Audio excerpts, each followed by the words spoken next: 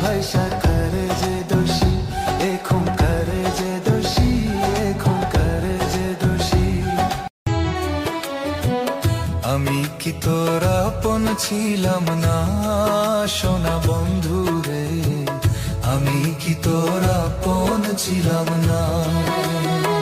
ছোট কালে গাছতলাতে পুতুল খেলার ছলো নাতে, ছোট কালে গাছতলাতে পুতুল খেলার ছলো নাতে, আম কুড়াইতে যাইতাম দুইজনা সোনা বন্ধু রে, আমি কি তোর আপন ছিলাম না।